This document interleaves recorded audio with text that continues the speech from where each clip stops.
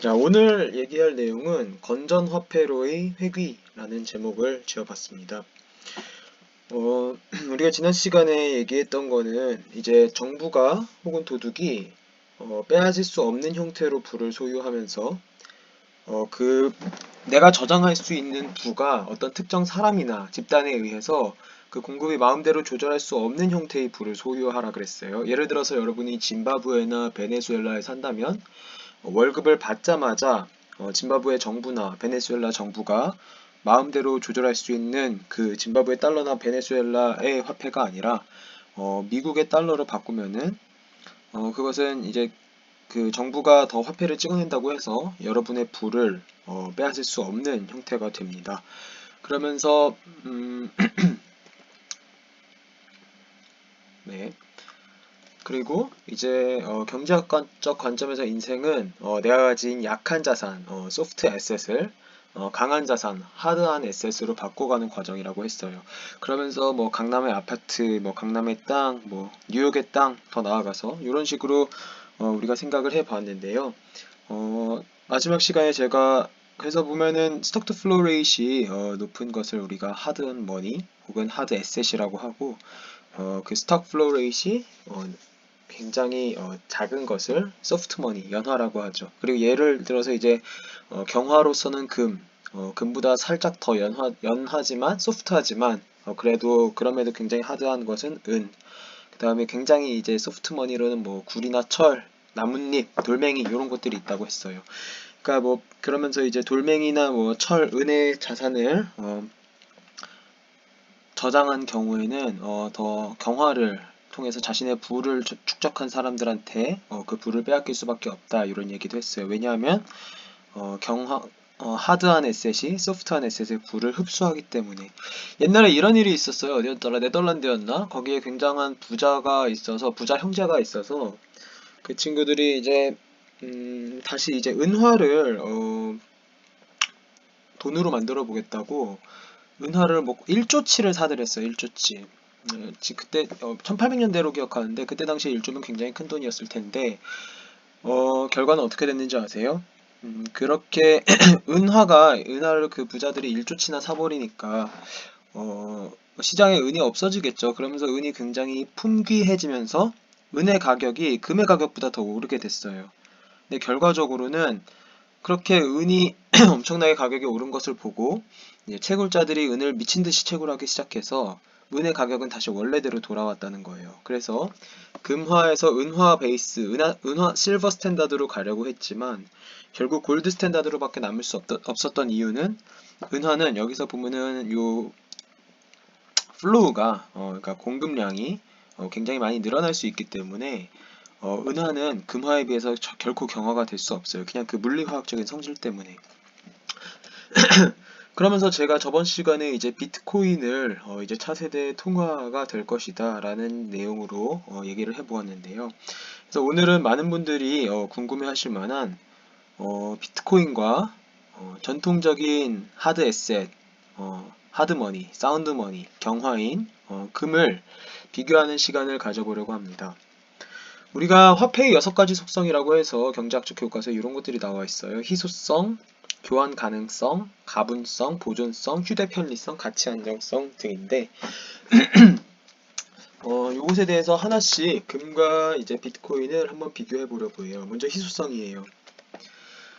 금은 나름 그 은이나 구리, 철, 뭐 이런 것과는 다른 금속과는 다른 특유의 희소성으로 인해서 인플레이션율, 그러니까 역사부터 지금까지, 역사의 시작부터 지금까지 채굴된 금의 양의 평균적으로 한 2% 정도가 그 다음에 채굴이 돼요. 그래서 인플레이션율을 한 2% 정도로 잡는데 그래서 비트코인과 같은 경우는 2022년 5월 기준으로 인플레이션율이 1.7%예요. 그러니까 2009년 1월 3일에 첫 비트코인이 이제 채굴이 됐는데 그때부터 지금까지 채굴된 비트코인의 양의 1.7%만이 매년 나오고 있고 비트코인은 이제 수학적으로 설계된 반감기 때문에 대략 4년에 한 번씩 그 채굴량이 반으로 줄어들어요. 그래서 아마 다음 2024년에 다음 반감기가 있을 텐데 그때 이후에는 비트코인의 인플레이션율은 0.8%로 줄어들겠죠.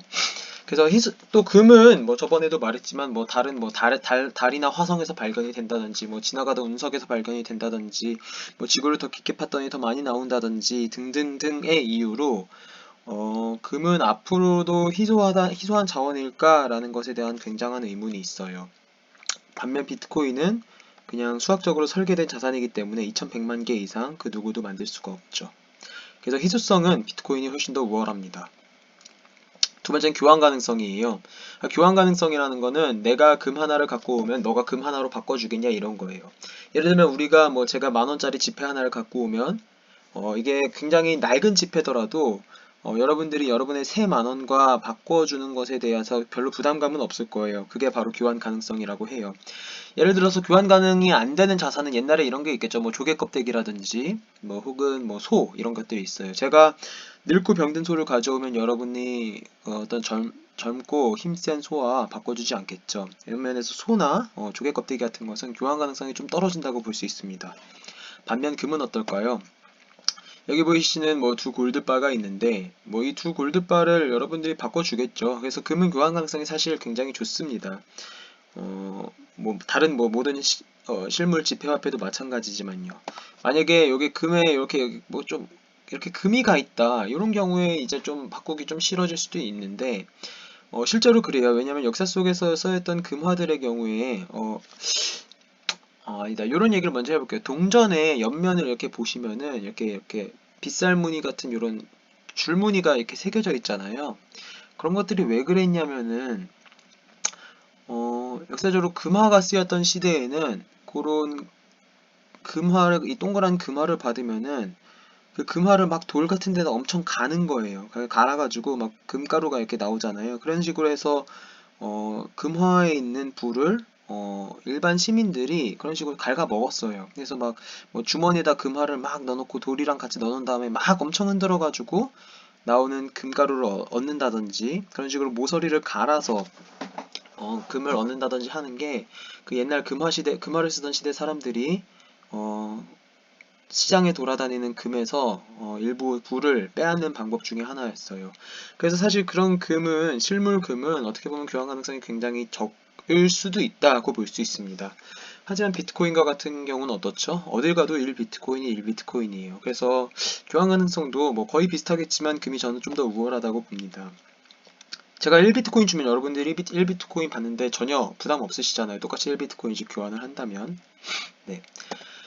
세 번째는 가분성이에요. 이거는 얼마나 잘 나누어지느냐라는 건데, 사실 뭐 조금 이제 물리나 화학을 공부해 보신 분들은 아시겠지만, 금은 굉장히 뭐 연성, 경성 뭐 이런 게 높아가지고, 다른 금속에 비해서 굉장히 좀 나누기가 쉬워요. 그래서 작은 단위로 만들기가 쉽다는 건데, 비트코인은 뭐 그냥 뭐 거래소 써보신 분들은 아시겠지만 0.000001 그러니까 1억 분의 1 비트코인까지 단위를 나눌 수 있고 사실 뭐 다른 뭐 레이어 2나 뭐 다른 뭐 방법들을 도입을 하면은 뭐 더 많은 뭐 예를 들어서 뭐 1000억 분의 1까지도 나눠질 수 있어요. 그래서 가분성 역시 비트코인은 그냥 어떻게 보면 데이터기 때문에 데이터를 나누는 거는 굉장히 쉽잖아요.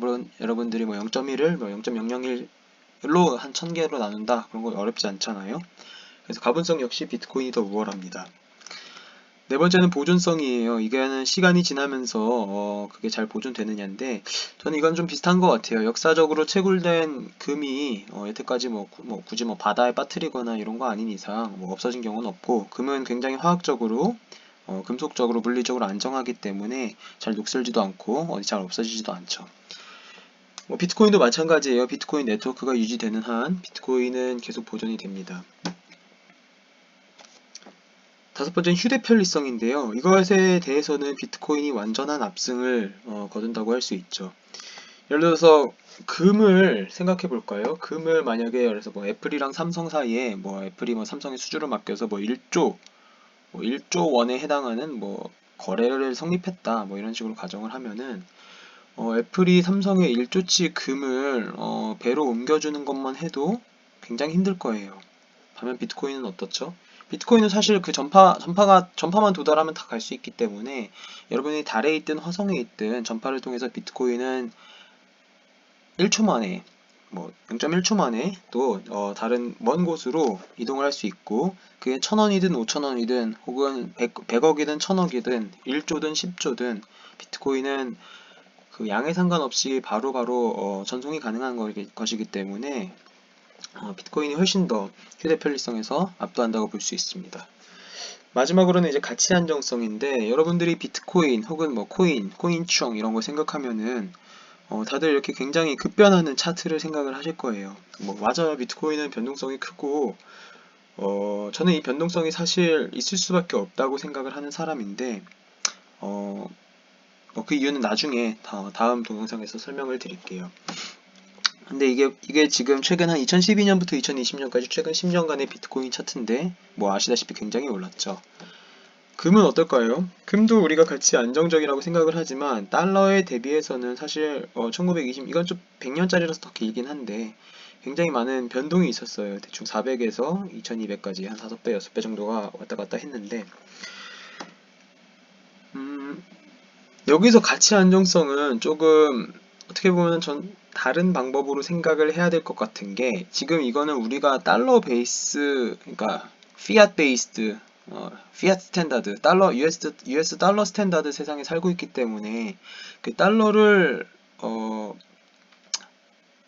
기축으로 한 금의 가격 혹은 비트코인의 가격이라서 이렇게 요동을 치고 있다고 생각을 하고, 사실 만약에 금 베이스의 세계였다면은 금의 가치 안정성은 결국 그 스톡 투 플로우 레이쇼, 저량분의 유량의 비율에 따라서 조절이 될 텐데, 아시다시피 금은 굉장히 화학적으로 물리적으로 안정하고, 사람이 더 캐고자 막 돈을 쏟아붓는다고 해서 더 많이 캐지가 가장 더 잘 캐지지 않는 자산이기 때문에 금의 가치 안정성은 굉장히 높다고 볼 수 있어요. 비트코인도 마찬가지죠. 사실 뭐 처음에 한 블록마다 50비트코인씩 채굴되는 시절에는 뭐 가치 안정성이 떨어진다고 생각할 수도 있는데, 이제는 뭐 10분 인플레이션율이 금보다도 훨씬 더 작은 비트코인이기 때문에 비트코인 스탠다드 시대에서는 비트코인의 가치 안정성은 굉장히 높다고 볼 수 있어요. 왜냐하면 새로 만들어지는 비트코인이 거의 없기 때문에. 네, 이래서 이 6가지 속성에 대해서 금과 전통적 자산인 금과 비트코인을 비교해봤고, 거기에 대해서 이제 승자를 하나씩 쓰자면 희소성은 비트코인이 압승이고 교환 가능성도 비트코인이 압승. 그러니까 교환 가능성 이런 거 생각하시면 돼요. 만약에 여러분이 골드바 하나를 지금 사고 만약에 제가 골드바 하나를 샀는데 막 집에서 제가 막 그 갈고 해가지고 좀 흠이 졌어요. 사실 제가 금가루를 좀 얻었어요. 교환 안 하겠죠, 여러분들이. 네. 그다음에 가분성 비트코인이 훨씬 더 우월하죠. 금은 아무리 골드바 여러분들이 뭐 1000억 분의 1로 나눌 수 없잖아요. 비트코인은 가능하거든요. 네. 그다음에 보존성 역시, 보존성은 저는 뭐 둘 다의 손을 들어주고 싶고, 휴대 편리성은 당연히 비트코인이죠. 아까 봤듯이 뭐 1000억을 한 번에 옮기는 거는 비트코인이 훨씬 쉬우니까. 그다음에 가치 안정성은 이제 뭐 골드 스탠다드의 시대가 되든 비트코인 스탠다드의 시대가 되든 그 시대에서는 둘 다 가치 안정성이 굉장히 높을 것이다 라고 볼 수 있습니다. 네, 마지막에 그래서 금이 비트코인보다 더 우월한 점은 역사성 말고 하나도 없어요. 자, 그러면 이 역사성 하나 때문에 과연 다시 우리가 제일 처음에 건전화폐 시대로 돌아가야 된다 이런 말을 했잖아요. 그러니까 건전화폐란 특정 주체가 발행하지 않는 화폐를 사용해야만이, 그러면서 어떤 한계가 있고 리밋이 있는 화폐를 사용해야지 우리가 정부에게 부를 빼앗기지 않을 수 있다라는 거예요. 그럼 과연 금으로 다시 회귀를 할까요? 네, 역사적으로 화폐는 이런 식으로 발전을 했어요. 조개껍데기나 소화 같은 실물 화폐에서 뭐 요 사이에 뭐 은화가 있었겠지만 뭐 은화 같이 있었을 수도 있고, 이제 금화, 그다음에 종이 지폐 이런 식으로 갔어요. 그 조개를 쓰다가 금으로 돌아간 사회는 다시는 조개로 돌아가지 않습니다. 왜냐하면 금이 훨씬 더 물리학적으로 안정하고 스톡 플로우 레이쇼가 훨씬 더 높기 때문에. 금화를 사용하던 시대에서 종이 화폐 시대로 왜 넘어갔을까요? 네, 이것은 앞에서 우리가 뭐 나머지 6가지, 7가지 속성 다 굉장히 중요하긴 한데 이 실질적으로 중요한 것 중에 하나가 이 휴대 편리성이라는 거기 때문이에요. 그러니까 금은 물리적으로 이동하기에 힘들기 때문에 한 곳에 집중되어야 됐고, 그리고 결제는 중앙은행끼리 처리해야 됐어요. 그쵸? 그리고 뭐 사람들이 실제 금을 갖고 교환하기 귀찮으니까 어디에 뭐 중앙은행 혹은 금보관소에 맡겨놓고 그 금보관증을 서로 교환했어요. 그건 종이 하나만 들고 다니면 되니까. 근데 그렇게 금을 한 군데에 집중시키고 나니까 중앙은행이라는 게 발달하고 그렇게 그 중앙은행은 결국 정부나 뭐 왕실 밑에 있다 보니까 이런 중앙화된 권력이 그 금을 통제할 수 있고 그러니 결국 그 통제된 금을 자기 마음대로 금의 바탕에서 이제 돈을 찍어내는데 그 돈을 결국 갖고 있는 것보다 더 많이 찍고 싶은 욕구에 휩싸이는 거죠. 왜냐하면 그러면 내가 국민들의 부를 흡수할 수 있으니까. 그럼 내가 하고 싶은 대로 뭔가를 좀 더 할 수 있으니까. 그래서 결국 금을 통제하고 나더니 결국은 자신이 공급량을 통제하는 명목화폐로 금을 대체한 거였어요. 이런 명목화폐로. 그 결과 금화의 이런 건전하던 금화라는 화폐는 불건전해졌죠. 네. 그래서 저는 정말 크게 보면은 이 인간 사회 역사, 인류 사회 역사에서 인류의 역사에서 화폐의 발전은 이 조개껍데기 금 종이 화폐 다음으로 비트코인을 놓고 싶고 뭐 그럴 수밖에 없다고 생각을 해요. 한 번 태어난 기술이 생기면은 그게 이전의 기술보다 훨씬 더 우월할 때 그냥 압도하게 됩니다. 다른 여러 분야에서도 그런데요. 예를 들면 이런 거랑 같아요. 어, 제가 다음 시간에 이제 왜 미국이나 이런 데서 금지를 하지 않을까 이런 것에 대한 답변을 한번 드려볼 텐데 일단 뭐 그냥 그때 가서 얘기하는 거로 하고 여기서 얘기를 하자면 한 번 태어난 기술이 그 전의 기술보다 압도적이면은 다시 예전 시대로 돌아가는 일은 없습니다. 저는 개인적으로 비트코인은 전구의 발명, 뭐 증기기관의 발명, 바퀴의 발명 급의 굉장히 혁신적이고 파괴적인 기술이라고 생각을 해요. 여기까지 들어주셔서 감사하고 혹시나 질문이나 코멘트가 있으면 댓글로 남겨주시기 부탁드립니다. 감사합니다.